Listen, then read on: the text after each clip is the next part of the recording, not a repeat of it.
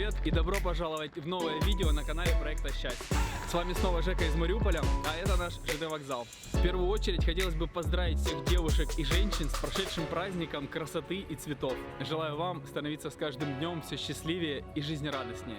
Спасибо, что вы есть. Без вас мир не был бы таким прекрасным и добрым. У нашего канала на прошлой неделе тоже был праздник. Представь себе, нас уже больше, чем 500 человек. Мне даже не верится, что целых 500 человек решили нажать кнопку подписаться. Сегодня мы будем обсуждать очень важный компонент счастья – это цели и достижения. В этом выпуске мы поговорим на следующие темы. Первая будет – зачем вообще ставить и достигать цели? Вторая тема – что нам мешает получать то, что мы хотим? И третья тема – как сделать достижение цели неизбежной. Я на пару дней еду в другой город и большую часть выпуска проведу из него. Ну что, ты со мной? Поехали!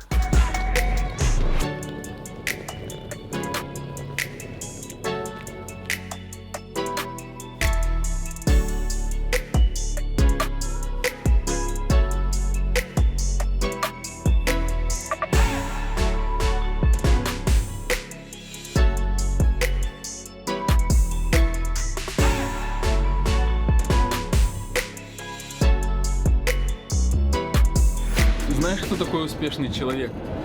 Успешный человек – это тот, кто ставит и достигает своей цели с разумными затратами своих ресурсов.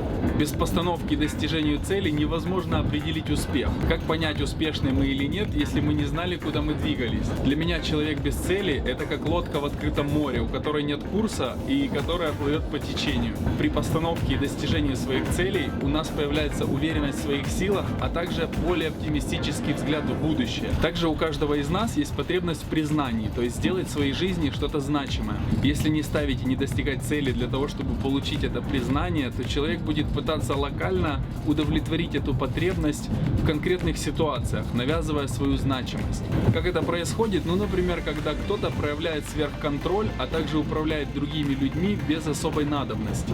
Чтобы этого не происходило, лучше проявлять эту значимость, а также зарабатывать признание постановкой и достижением целей. У каждого человека есть мечты, основанные на самых высоких ценностях, которые ему были даны от рождения. Упражнение на определение самых высоких ценностях находится в углу экрана. Так вот, если человек будет ставить цели в соответствии со своими самыми высокими ценностями, то его мечты могут стать реальностью. Кроме этого, практически невозможно раскрыть свой потенциал и стать счастливым без постановки и достижения цели. Ну что, я поехал дальше, а ты не переключайся, увидимся через секунду. Ну вот мы и в Киеве.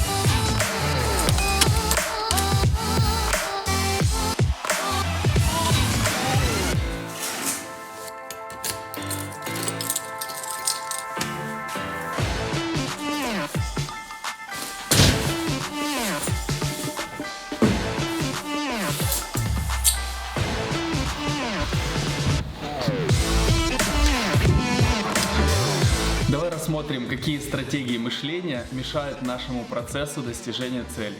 Первое – это постановка недостижимых целей. Если ставить цели, которые нереально достичь, то после провала мы перестаем в себя верить, что уменьшает нашу производительность, а также желание ставить и достигать новые цели. Второе – это ожидание быстрых результатов. Многие из нас хотят получить все сразу, выучить английский за 3 месяца, накачать кубики пресса за 3 недели. Но для достижения больших целей потребуется достаточно большое количество времени, а также усилий. Поэтому не стоит ожидать быстрых результатов. Третье – это отсутствие веры в себя. Один из самых важных компонентов достижения цели – это вера в себя. Также очень важно, чтобы в тебя верили твои близкие. Тут уже не важно, какими навыками ты обладаешь и какое у тебя прошлое. Если ты и твои близкие в тебя верят, у тебя все получится. Четвертая стратегия мышления – это фокус на прошлом. Смотря в прошлое, ты поворачиваешься задом к будущему и пропускаешь настоящее. Эффективнее всего ставить цели в будущем и фокусироваться на настоящем для достижения этой цели. Пятое – это страх будущих изменений. У нас у всех есть мечты, которые могут быть конвертированы в цели, но не все готовы выполнять действия, которые приведут к их достижению. Для того, чтобы получить то, что ты никогда не имел, ты должен начать делать то, что ты никогда не делал. Наша жизнь постоянно меняется, независимо от того, хотим мы этого или нет. Поэтому почему бы ее не изменить в ту сторону, в которую мы хотим? Шестая стратегия мышления – это фокус на глобальном вместо ежедневного. Для того, чтобы достичь глобальную цель, необходимо научиться переключаться от глобальной идеи к ежедневной работе над ее достижением. Седьмое – это быстрое падение мотивации. В момент постановки цели у нас появляется огромное количество мотивации над ее достижением. Но эта мотивация со временем пропадает, и это нормально. И вот тут нам на помощь может прийти дисциплина, и только за счет нее ты сможешь довести дело до конца. Я вообще считаю, что дисциплина – это самый важный компонент достижению целей. Восьмая стратегия мышления – это фокус на проблемах вместо возможностей. Есть люди, которые постоянно фокусируются на проблемах и кричат «все пропало» каждый раз, когда что-то пойдет не так. А есть люди, которые в каждой ситуации видят возможности для роста и развития. Закон притяжения энергии гласит: то, на чем ты фокусируешься, растет. Если фокусироваться на проблемах, то появляется больше проблем.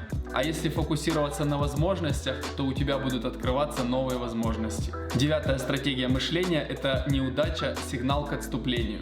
На самом деле неудачи – это наши друзья, без которых невозможно набраться опыта и стать успешным. И, к сожалению, очень часто люди, которые проделали огромный труд, сдаются за шаг до победы.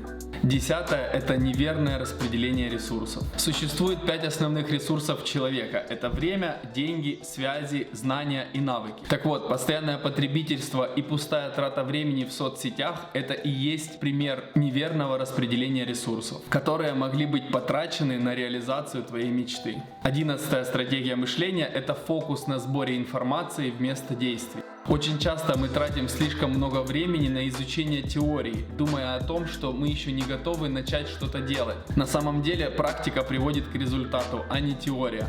Поэтому начинай делать, хватит думать. 12-я стратегия мышления – я все знаю, мне не надо учиться. Многие люди получают образование и после этого прекращают свое обучение.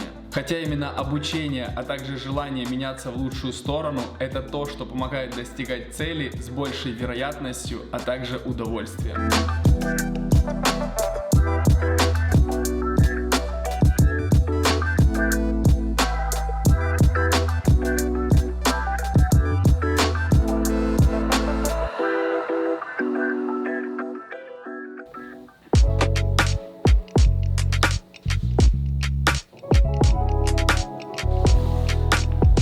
Сейчас я с тобой поделюсь самой мощной, на мой взгляд, техникой для достижения целей. При ее использовании ты получишь доступ к безграничным креативным ресурсам твоего подсознания, которые помогают найти решение для любой, на первый взгляд, нерешаемой задачи. Как это происходит? Это происходит с помощью перевода цели с языка сознания на язык, понятный подсознанию. Давай переходить к самой технике, которая называется рамка цели. Для удобства я возьму абстрактную цель изучения английского языка. В первую очередь нужно хорошо сформулировать результат твоей цели. Для этого, во-первых, твоя цель должна быть прописана от твоего имени. Во-вторых, эта цель должна быть прописана в настоящем времени. На моем примере это будет звучать так. Я, Яськов Евгений, владею английским языком. Следующий очень важный момент. Твоя цель не должна содержать отрицаний. Например, если ты хочешь бросить курить, то вместо «я не курю» лучше использовать «я обхожусь без табака». Четвертое, твоя цель должна содержать результат, а не процесс. Например, я изучаю английский язык, это незавершенная форма цели. Вместо этого надо написать «я свободно владею английским языком». Следующий обязательный компонент этой техники – это контекст достижения цели. То есть необходимо прописать, где и при каких условиях ты достигаешь эту цель. Третий обязательный компонент – это критерии достижения цели. В первую очередь необходимо сформулировать критерии по ВАК, сокращенно от визуально-аудиально-кинестетические. Например, в моем случае будет: я вижу людей, с которыми общаюсь на английском языке, я слышу их речь, и я чувствую, как я жму им руку во время знакомства. Следующий критерий — это длина, ширина, высота или вес, любые параметры, по которым можно измерить. Например, моя цель может быть: я свободно владею английским языком на уровне Upper Intermediate. Четвертый обязательный компонент этой техники — это экологичность. Первый пункт экологичности — это нужно убедиться, адекватна ли цель моим текущим возможностям. Как мы уже говорили, лучше избежать постановки нереальных целей. Второй пункт экологичности — это что хорошего у меня есть сейчас. Перечислить все позитивные аспекты, которые у тебя есть. Это может быть свободное время, связи или таланты. Третий пункт — это перераспределение баланса. Тут нужно решить, что можно взять с собой, а от чего нужно будет отказаться. Этого не избежать. Чтобы что-то получить, нужно от чего-то отказаться. Четвертый пункт — это какие ресурсы я готов потратить. Напомню, ресурсы — это время, деньги, связи, знания и навыки. Пятое — как воспримут достижение этой цели близкие и значимые для меня люди.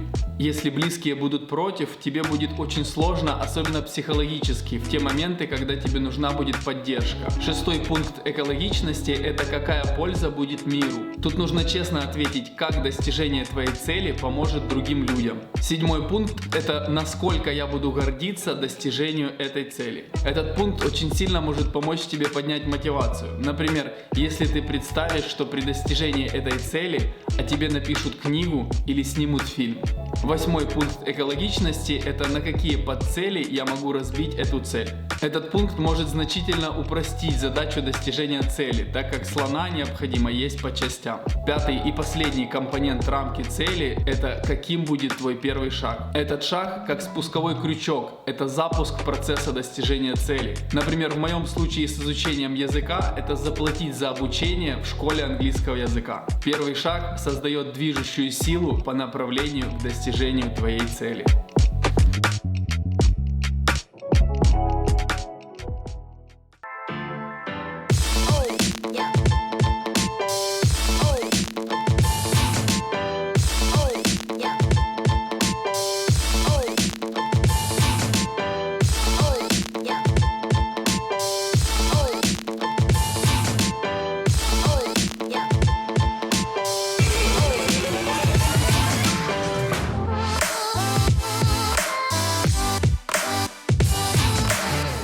Вот и подошла к концу моя поездка в Киев. Зачем я вообще ездил в Киев? Во-первых, я увиделся со своими киевскими друзьями. А во-вторых, мы встретили наших друзей из Ирландии, которые приехали к нам в гости.